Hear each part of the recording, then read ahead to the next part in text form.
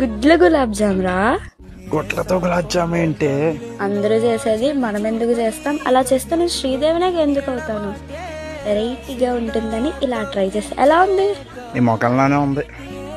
ఇంటికి అంత బాగుందా? చండాలంగా ఉంది. నువ్వు నీ పిట్ట మహేష్ని వచ్చేసావు వంట గంట అని. మిగతా ఏం తగలెట్టు వద్దులే.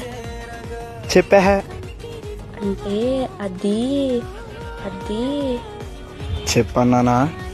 పాయసం ఇంకా ఫిష్ బిర్యానీ. వావ్, ఫిష్ తీసుకురా. ఏంటి ఇది? ఫిష్ ఉంది, బిర్యానీ అది.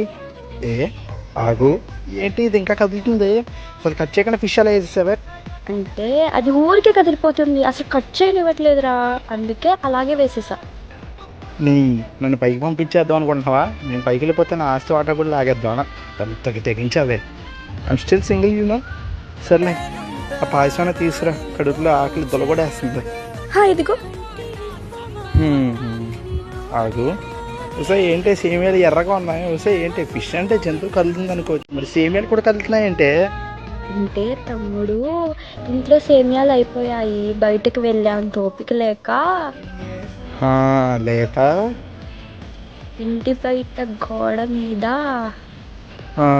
మీద వానపాములు ఉంటే వేసేసా. వానపాములు చేతు రెండు ఒకేలా ఉన్నాయని. ఒకేలా ఉండడం ఏంటి? రే రే, ఏమైందిరా ఇలా పడిపోయా? రే రే తమ్ముడు, లేరా? అబ్బా అమ్మా, వస్తే ఏంటి ఇలా పక్కబెట్టేసావేంటి? ఎందుకే? నేనే పాపం చేశానే. నేనేం చేశారా? మొత్తం నువ్వే చేసి మళ్ళీ తిరిగి రివర్స్ నన్నంటావేంటి? సైకోదానా, కడుపులో మొత్తం గుడకలాడుతోంది. కానీ కానీ వెళ్ళి ఈ రోజంతా జాగారమే నీకు. నీ అంకమా, బయటకు వచ్చే చెప్తాను నీ సంగతి.